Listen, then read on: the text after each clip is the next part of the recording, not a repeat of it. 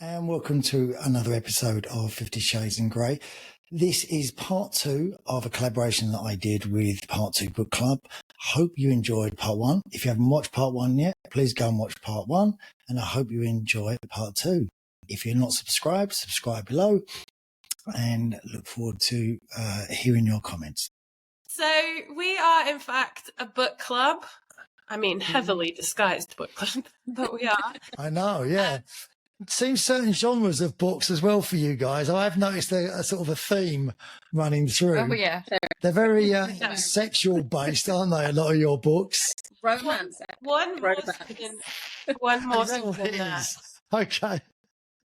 Yes. So Sian is, she got into romance novels accidentally. I think she thought she was playing a game and ended up getting into romance novels. I did.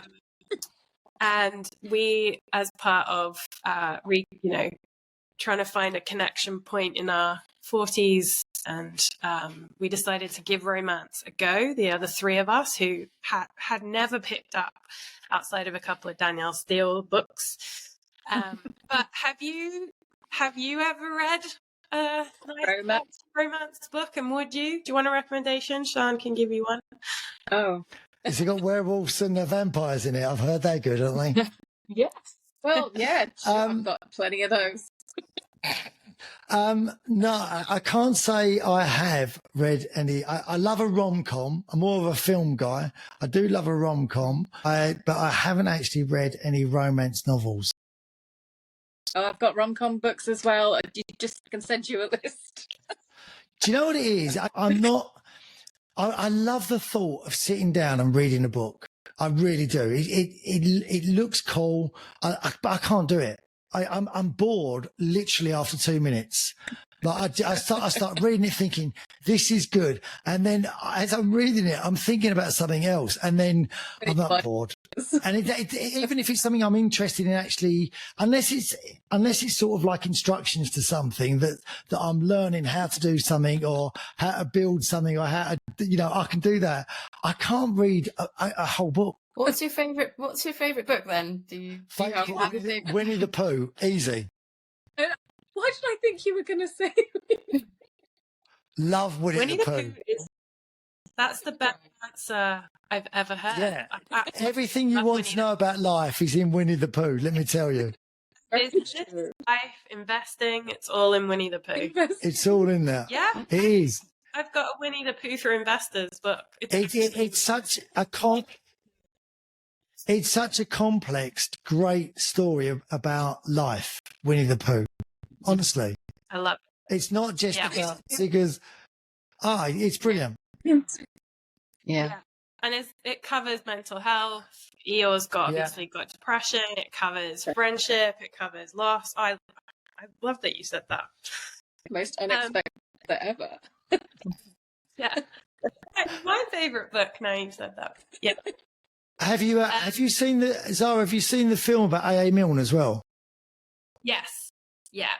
Yeah, that's really interesting as well. I thought that was really interesting. Where are you in terms of, like, you're all at different places in your life, but all at the sort of on the same road, but just getting off at different junctions, I guess.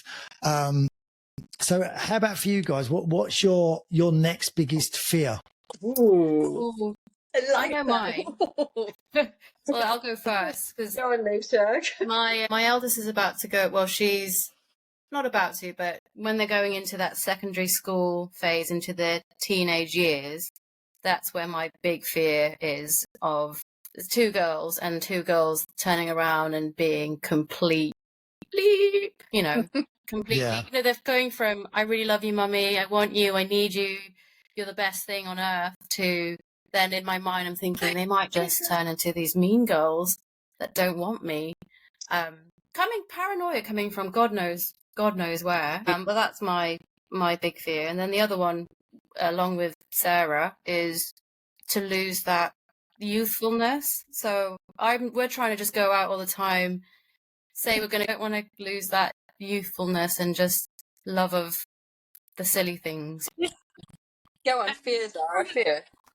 This conversation is actually my biggest fear. It's getting back into dating. I I've removed myself from that world by making the decision to have my daughter for a period of, well, I guess for a period of time, but the longer that I guess you're out of it, the harder it is to think about getting in it. And I've been sat here like, I'm not even sure I would know.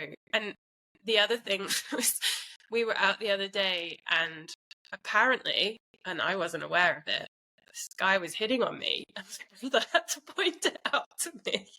He's like, that guy was checking you out. I was like, I'm flirting with you. And I was like, was he? So yeah, my biggest fear is that, because, you know, there will be a time when Mia flies the nest. Hopefully she doesn't, but I believe that's what happens. So yeah, if I can ask you a question, if it's too personal, tell me. So you've obviously made a decision to have your daughter on your own.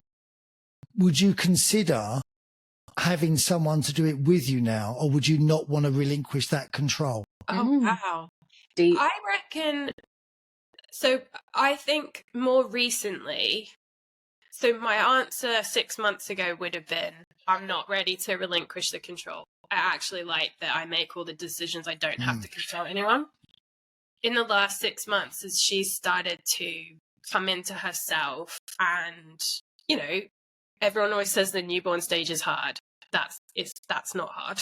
That's the easiest part so far, has been when they just sleep for 20 hours a day. But now that she's coming into herself and blossoming, and I'm very lucky, I have a big village of people around us, and I make that's very conscious that I do that, so she has enough for lots of people. I do think I would like actually to have someone who's a part of this process with us, and who I could ask questions of and seek help and support, and also that she has someone else as well, not a different person to help her grow in different ways than I will. And I do sometimes think that was quite selfish to didn't think that one all the way through. So yeah, if you'd asked me 6 months ago, I would have said no.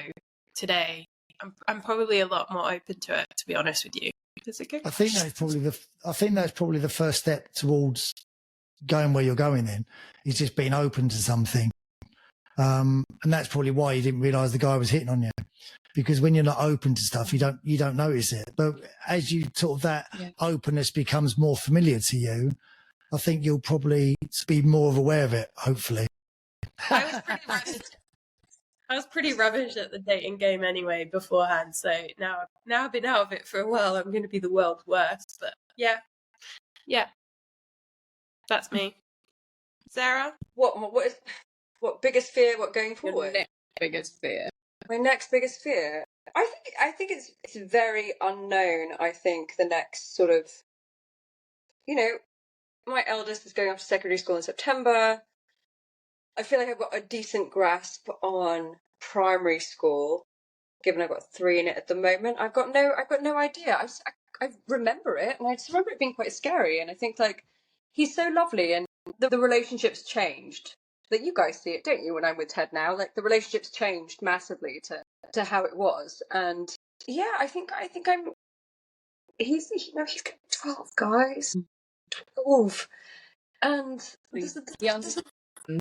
there's a little bit of me that's like terrified that I've only got him really at home for about 6 more years before. I spent so much of my 20s wondering, you know, will I, won't I, when will I, whatever. And then Ted came along, and now this sort of like idea that I've only got 6 more years of him being mine at home before he's an adult. Like, I mean, that's it. Like, I presume he's going to want to live with me forever. But, you know, other than that, like, you know, until he's, you know, legally an adult, and I'm like, I can't, that for me feels very scary. Sort of, you know, emptiness. Yeah, I spend a lot of time at the moment reminiscing about Teddy at 2, as opposed to Teddy at 12, you know. That's mine. You know, it's Ted. You know Ted. We love Ted. Yeah, bless him. Sean. I don't know. I have no fears. Well, I don't know how I would describe it, because I don't know that it's a fear, but it's a thing that's just kind of really up in the air for me. My husband and I have been together for a very long time, but we have no children, and we're both only children, so we have no nieces, no actual familial nieces and nephews. I know, I have a godchild in the form of Sarah's daughter, and I have pseudo nieces and nephews in the form of all three of these wonderful ladies' children. But we have no familial nieces and nephews. We have no brothers and sisters. We have no children of our own. And I was saying to Pete, like, oh, you know, we're getting of an age where really we need to start looking at like writing up a will just in case, you never know. And I'm genuinely like, who would we leave our stuff to? Who would we leave the house to? The car, the money? There's not a lot of money, but there's money. But like, who do we leave that stuff to when you don't? Sarah doesn't need it, so ignore her. Sean, it sounds like Lottie, really. Does it sound like one godchild is getting everything? Bound by God. But genuinely, and that's, as I say, it's not a fear because I'll be dead. But like, who do we leave our stuff to? It's something that you don't think about until you get to this sort of age when you start realizing that you should be thinking about these things going forward, because you know you need to plan ahead. Like if we just suddenly died tomorrow, like legally, who does the stuff go to if we don't have a will in place? Like, don't die tomorrow, dude. I'll try my best. So back in the day when you guys were all going out together, who was the most trouble? 100%. Done. Sean, okay. I as soon as you started hearing who was, I was like, this is going to be me. Right. Sean, did you think it was someone else? I thought it might have been Zara, actually. Oh, she was also trouble. Yeah. Trouble too. Okay. Yeah, she was So, the instigator of a lot of stuff. Who was likely the first one to get drunk? Sean. Also, Sean. She's a lightweight. So Sean can't handle tequila or any tequila, form of alcohol. Tequila Sean, yeah. Tequila is my like kryptonite. And okay, one more then. Who was like the likeliest just to go missing on a night out? John. That's a hat trick. You win a prize. She has regularly gone missing. Yes. We have regularly found her in That's why we're laughing. kebab shop, Dad's in the corner. just having a rest in the kebab shop. And almost every time we find her after she goes missing, it's our fault. Somehow we did this to her. Somehow. Like, it's honestly, this is why. Thank God she got her big drinking out of the way when she was younger. Because right now, Sean, she's the most sensible one now. Yeah. Yeah, Sean, really, what you were very sensible. I'm now the boring one. So whose role was that when you was going out? Who was the most sensiblest, like the one who was going to get the cab and organise it? Alicia. Yeah, me. Alicia. 100% me. Or me. I think I was pretty sensible. Yeah, you were too. Yeah. Sarah's very, you know you were when very to cut good. yourself off. Huh? Sorry? You know when to cut yourself off. Yeah. You I just don't like stop getting drunk. drinking. Yeah, you do just stop drinking at some point. Alicia will always know how to get home, no matter what stage. Pigeon. Homing pigeon. Yeah. Zara, how about you? I'm good at the Irish goodbye. That's You Just leave and go home. Just leave. Actually, you have done that before so many times. Yeah. Where's Zara? Oh, I don't know. I think she's gone home. What? She's done. Yeah. Actually, that's a good question for you, Elliot. Or similarly, is do you feel you're more sensible now, or you know when you're going out drinking? No, I think I'm I'm the same as I was before. I'm not a massive drinker. I like having a drink, but I've never been a big drinker. So I'll drink to get myself to a certain place and then stop because I know it's just going to be a headache after that. So yeah. I've pretty much always been like that.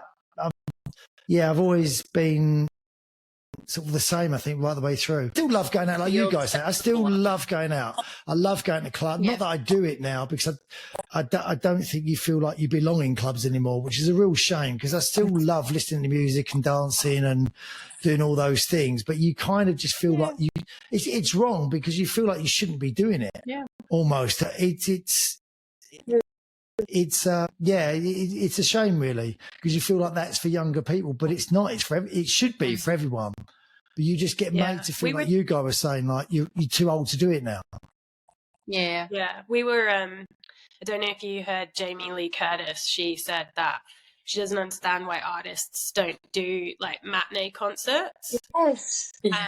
And we were talking about why don't clubs open in the afternoon so that you can go as people can go. we can go.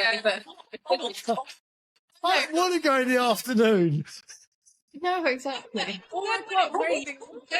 the afternoon, yeah, definitely. I get clubbing in the afternoon. Go We out. have jobs, guys. Like, we gotta go to work. Just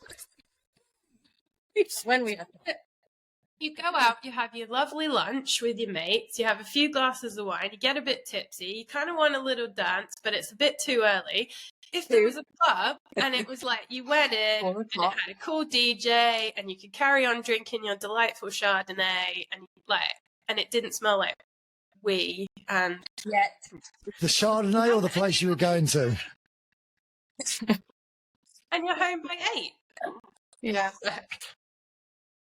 I'm actually going to open that as a business. Find me in the kebab shop next door. Yeah, I think they've got those. They're called retirement homes. I think that's pretty much how they work. Paint that retirement home red. I'd quite happily, though, go out clubbing at 2 o'clock in the afternoon to be home by 8. Definitely. All day. Yeah. Because I started the day at like 5, 6. Is that next week, Sarah? Is that what we're doing? The no strikes. I think you did forward me on. Please. Yes. You should do it. Yeah, next week. You're off, right? You stopped working. Also, the younger kids apparently don't really go clubbing anymore, so all the lovely clubs in Soho are shutting down. All the venues are, a lot of the venues are struggling because I don't think as many, I might have made the stat up, but I really don't think as many people are going out. I think that's because the bar scene's a lot bigger than it used to be, though. I think that's why you get like the music in the bars now, don't you? So I think there's a lot more that survive, like that are around, and rooftop bars and everything else now. I think there's a lot more of those, and they're all quite cool as well. And they're nice to go to in the afternoon when the sun's out. Yeah, that's true. That's it. We've got you. We're bringing you around to our afternoon drinking. Next time we're in This is what this really is, isn't it? It's an afternoon drinking club with a book somewhere. Yeah. You can bring your book with you, but we're going to have a nice bottle of Chardonnay in the sunshine and then get home. We're afternoon drinkers who are in bed by 8. Yeah, It's a smart idea. this is what middle age looks like. Yeah. I was watching this thing on the radio, listening to this thing on the radio the other day, and they were saying that we're too old now to say they played that 50 Cent song in the club, but they were saying we're too old now to say in the club. He's I think so too old to say in the club. Yeah, definitely. But like, I was kind of. Lottie was asking me about the song, and I was like, I couldn't say in da. Like, you just can't say in da club. Like, it's stupid. Sarah, you could say Aloha Chicken Pizza when we were 18. So. It's still funny. It's still funny. Like, I just couldn't order a pizza without laughing. It's a funny thing to say. Aloha Chicken. Like, what? We're descending into chaos, so let me wrap it. I'm sorry. Right. Unmute her. I don't think I can. Mute. Anyway, all right, sorry. Mute her. I'm good. Okay, that brings us to the end of another episode. I'd like to thank these lovely ladies for agreeing to have me on, and it's been a delight speaking to you all. But subscribe below. Look on their stuff as well. They do some great stuff. If you're into your romantically biased novels with werewolves and vampires. But catch us on 50 Shades in Grey. Have a good time, guys. Bye. Well, I just want to say a massive thank you from Part2 Book Club to Elliot Davidson and 50 Shades in Grey for joining us. It's been an absolute delight. You are our first and inaugural collaboration / guest / you are now a fully fledged member of the Part2 Book Club with us. And we'll get Sian to send you one of her dirtiest for you to enjoy. But thank you so much for listening. Again, follow us on the socials. We're Part2_book club on the Instagram. We're Part2 Book Club on YouTube. And of course, you can find our podcast on all the major podcast platforms. Just search for Part2 Book Club. But thank you so much for listening. Elliot, thank you so much again. It's been an absolute pleasure. And good luck in the dating game. Thank you. Hopefully, we both find love in the next 50 years. 10 minutes. 10 minutes. Brilliant. Awesome. Thank you. Thanks That again. was fun. We appreciate it. No, guys, thank you. Yeah. Been a pleasure. Been good fun. Good fun.